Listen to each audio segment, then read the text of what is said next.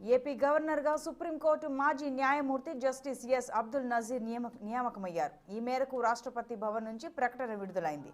ప్రస్తుత గవర్నర్ బిశ్వభూషణ్ హరిచందన్ను ఛత్తీస్గఢ్ గవర్నర్గా నియమించారు. అలాగే మహారాష్ట్ర కొత్త గవర్నర్గా రమేష్ బైస్ను నియమించారు.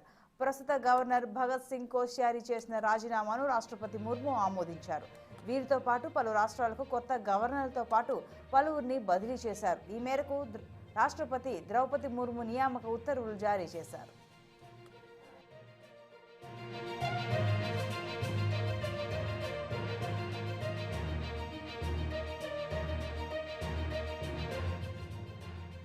అలాగే లడాఖ్కు రిటైర్డ్ బ్రిగేడియర్ బీడీ మిశ్రాను నియమించారు. అరుణాచల్ ప్రదేశ్కు లెఫ్టినెంట్ జనరల్ కైవల్య త్రివిక్రమ్ పట్నాయక్ గవర్నర్గా బాధ్యతలు స్వీకరించనున్నారు. సిక్కిం గవర్నర్గా లక్ష్మణ్ ప్రసాద్ ఆచార్య, జార్ఖండ్ గవర్నర్గా సిపి రాధాకృష్ణన్, హిమాచల్ ప్రదేశ్ గవర్నర్గా శివప్రతాప్ శుక్లా, అస్సోం గవర్నర్గా గులాబ్ చంద్ కటారియా, ఛత్తీస్గఢ్ గవర్నర్గా బిశ్వభూషణ్ హరిచందన్, మణిపూర్ గవర్నర్గా అనసూయ ఉఖ్యా, నాగాలాండ్ గవర్నర్గా గణేశన్, మేఘాలయ గవర్నర్గా ఫాగు చౌహాన్, బీహార్ గవర్నర్గా రాజేంద్ర విశ్వనాథ్ అర్లేకర్ నియమితులయ్యారు.